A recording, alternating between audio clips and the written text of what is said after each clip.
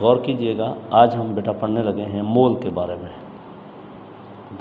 Chapter number 1 basic concept से मोल। ये basic concept है, इसको अच्छे तरीके से समझिएगा, जो कि इंट्रोडक्स भी है, उसके वाले से भी बहुत अहमियत का हामिल है ये।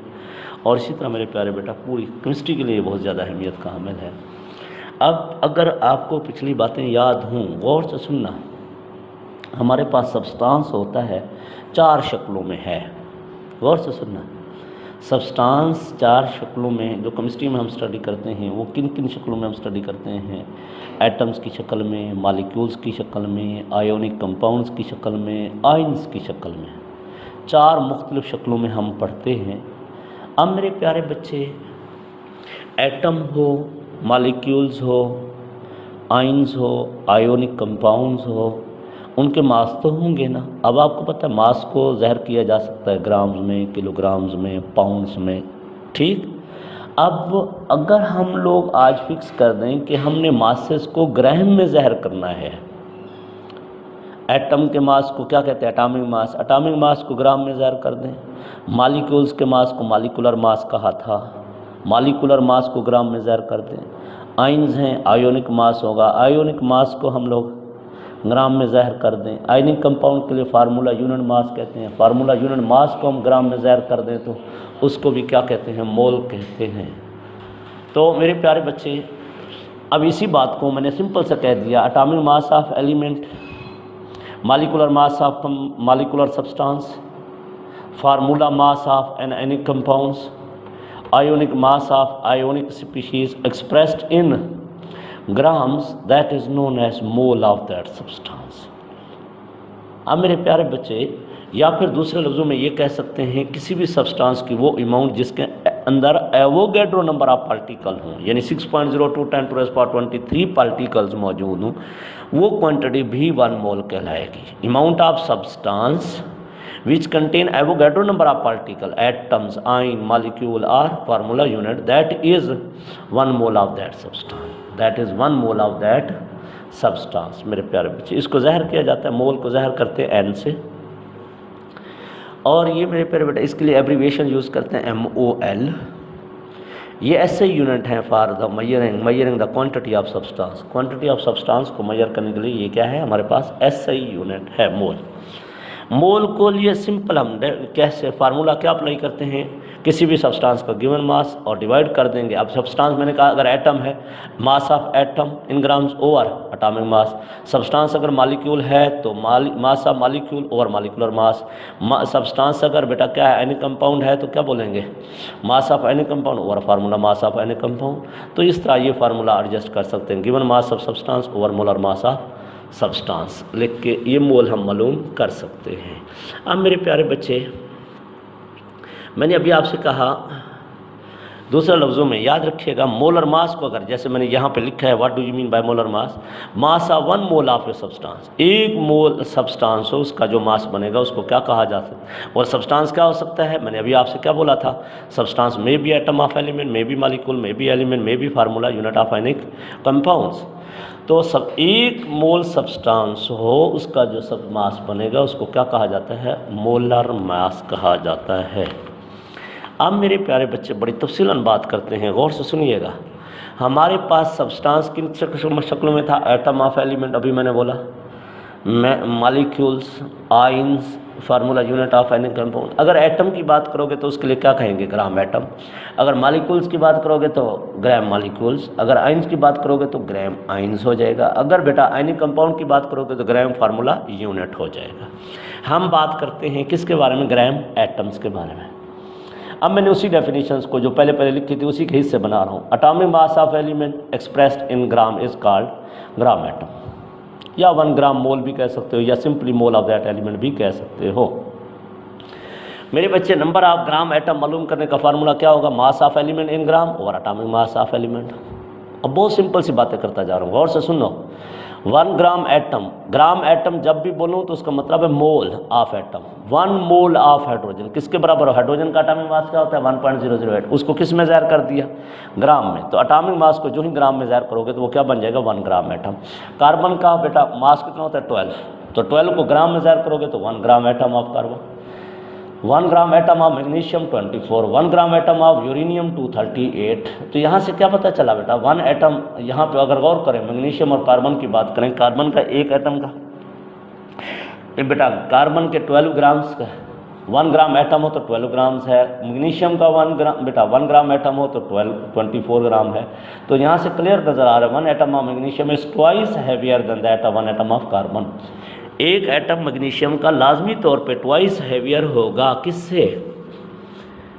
मैग्नीशियम का एक एटम ट्वाइस हैवियर होगा कार्बन से। अच्छा ऊपर वाली बात गौर से करो, गौर से सुनो, हाइड्रोजन, कार्बन, मैग्नीशियम, यूरेनियम, ये तीनों डिफरेंट एलिमेंट हैं, ये सेम है? डिफरेंट है, कन्फर्म नजर आ रहा है। तो 1 gram atom of different element have different atomic mass, have different molar masses. ये सारे मोलर मासेस हैं बेटा, मोलर 1 मोल के मास हैं बेटा। तो 1 gram atom of different 1 gram atom of different element have different atomic mass भी कह सकते हो, डिफरेंट मोलर मासेस भी कह सकते हो। तो मेरे प्यारे बच्चे अगली बात गौर से सुनिएगा, इसी के ऊपर न्यूमेरिकल है या इस फार्मूले को सामने रखते हुए गौर से सुनना। मोल ऑफ सोडियम मालूम कीजिए, जब मास ऑफ सोडियम कितना है 0.1 ग्राम। आपको पता है मोल ऑफ सोडियम मालूम करने का फार्मूला क्या बन जाएगा, mass of sodium in gram over atomic mass. अब मेरे प्यारे बच्चे वही फार्मूला मैंने लिखा, number of mole of sodium is equal to mass of sodium in grams over atomic mass. अब सोडियम का कितना है बेटा 0.1, ओवर सोडियम का मोलर मास कितना होता है 23 ग्राम पर मोल। मोलर मास कितना होता है 23 ग्राम्स पर मोल। तो जो ही डिवाइड कर, ग्राम से ग्राम कैंसिल हो जाएगा, पर मोल ऊपर जाके मोल हो जाएगा, तो बेटा 4.3 10⁻³ -3 मोल्स आ गए। इसी तरह उसी के एग्जाम्पल नंबर 6 के बी पार्ट में कहा है मोल ऑफ सिलिकॉन मालूम कीजिए, जब मास ऑफ सिलिकॉन है 0.1 किलोग्राम है। पहले किलोग्राम को किस में तब्दील करो, ग्राम्स में, क्योंकि हमारा फार्मूला क्या था, mass of element in grams. तो 0.1 × 1000 इज इक्वल टू 100 ग्राम्स। तो बेटा मोल ऑफ सिलिकॉन मालूम करने का क्या फार्मूला है, given mass of silicon in grams over atomic mass of silicon. Mass कितना दिया हुआ है 100, ओवर मोलर मास कितना बेटा 28 ग्राम पर मोल, डिवाइड करोगे 3.56 आ जाएगा, मोल आ जाएंगे। तो इस तरह हम लोग क्या है एटम्स के मोल में। अब इम्तिहान में शार्प क्वेश्चन आ जाए कि define gram atom, give 1 example 2 example. तो ये तो एग्जाम्पल, ये एग्जाम्पल साल प्रॉब्लम है, ये न्यूमेरिकल्स है बेटा, ये तो सवाल खुद करेगा, स्टेटमेंट इस तरह देगा, आगे सवाल करेगा। अब मेरे प्यारे बच्चे अगली बात हमारे पास है ग्राहम मॉलिक्यूल्स। ग्राहम मॉलिक्यूल्स, अब देखो बेटा अभी मैंने कहा था एटम के मास को ग्राम में ज़ाहिर करना क्या कहलाएगा, ग्राम एटम। अब मॉलिक्यूल्स के मास को ग्राम में ज़ाहिर करना क्या कहलाएगा, gram molecule. Molecular mass of molecular substance express in gram is called gram molecule और ग्राम मोल और मोल ऑफ सब्सटेंस। बेटा 1 mole of molecule of H2, अब H2 है मॉलिक्यूल, H2O है मॉलिक्यूल्स, H2SO4 है ये मॉलिक्यूल्स, बेटा सक्रोज मॉलिक्यूल्स है।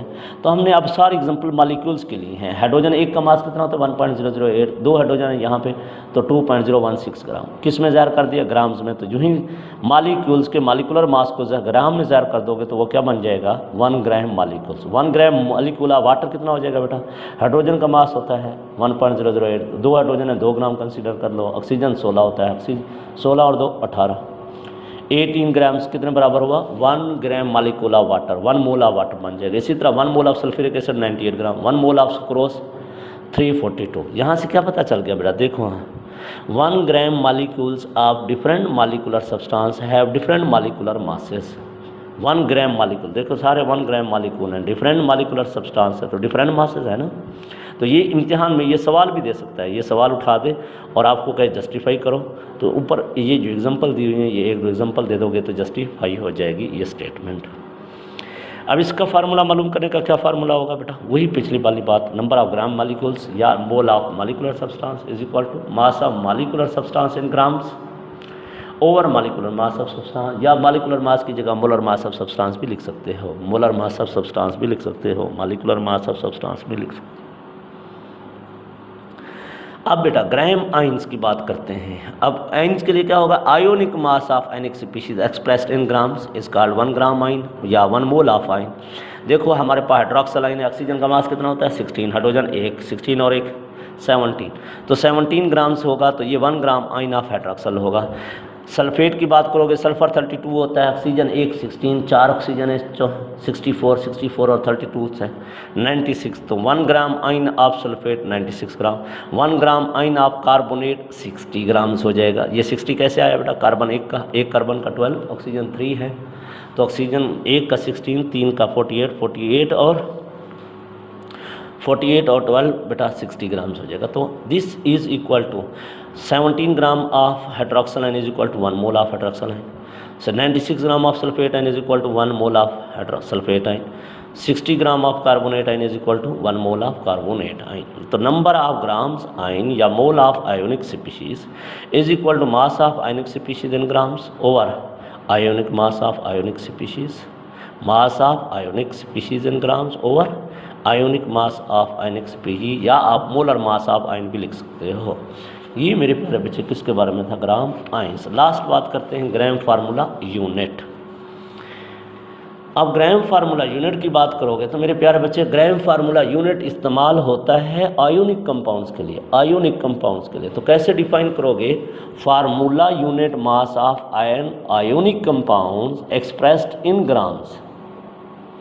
Formula unit mass of ionic compound expressed in gram is called gram formula of ionic compound या ग्राम moles और simply mole of ionic compound. देखो बच्चे मैंने ये NaCl, Na2CO3, AgNO3 ये सारे क्या है, आयोनिक कंपाउंड है, ये सारे आयोनिक कंपाउंड हैं। अब इसके अंदर गौर से सुनना, ये जो सोडियम आयन है और क्लोराइड आयन इसमें मौजूद हैं, इनके मासेस को जमा कर दूं तो ये क्या कहलाएंगे, formula masses, formula mass, formula unit mass भी कह सकते हो। तो बेटा मेरे प्यारे बेटा सोडियम का मास कितना होता है 23, क्लोरीन का मास कितना होता है 35.5, दोनों को जमा करोगे तो 58.5 आ जाएगा। तो 58.5 को जब ग्राम्स में ज़ाहिर कर दोगे तो that will be the 1 mole of NaCl, that will be the 1 gram formula of NaCl या 1 gram formula unit of NaCl। इसी तरह Na2CO3 का कितना बन जाएगा 106, 1 ग्राम फार्मूला। AgNO3 सिल्वर का होता है मेरे बेटा 108, 108।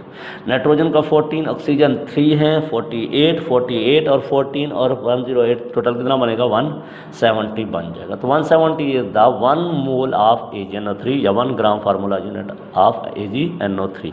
वही सवाल पिछला, 1 gram formula unit of different ionic compound have different formula unit masses.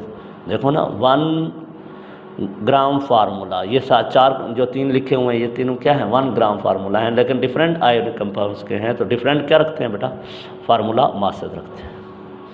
इसका भी फार्मूला क्या होगा बेटा, number of gram formula unit या mole of ionic compound is equal to mass of ionic compound in grams over formula mass of ionic compound, formula mass of ionic compounds.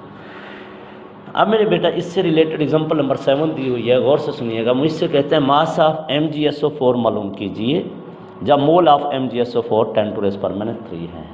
अब गौर कीजिएगा mole of MgSO4 क्या है, formula क्या होगा, मास of MgSO4 in grams over formula mass of MgSO4। आप लोगों को ये मास मालूम करना है, मास मालूम करने के लिए फार्मूला मास को इधर ले जाओ, मोल मल्टीप्लाई क्या हो जाएगा फार्मूला मास। तो mass of MgSO4 is equal to mole multiply formula mass. तो मोल कितने दिए हुए 10⁻³ बेटा, फार्मूला मास कितना है 120 multiply 3 is equal to 0.12 grams आ जाएगा, 0.12 ग्राम्स। अभी मैंने आपसे कहा था ना formula mass of ionic compound मालूम करना हो तो क्या लिखना, sum of atomic masses of individual ions in 1 mole of ionic compound is known as formula mass. Formula mass example जैसे सोडियम क्लोराइड है तो सोडियम का मास कितना है बेटा 23, क्लोरीन का 35, तो टोटल कितना बन गया 58.5 grams per mole, that is the formula mass of NaCl। तो मेरे प्यारे बच्चों मैंने इस फार्मूला मास जो बोला है उसके लिए भी डेफिनेशन लिख दी है। ये मालूम करने का तरीका भी आपको समझ आ गया होगा, टॉपिक भी समझ आ जाना चाहिए कि क्या है। ये था एक्चुअली हमारे पास किसके बारे में मेरे बेटा, मोल के बारे में।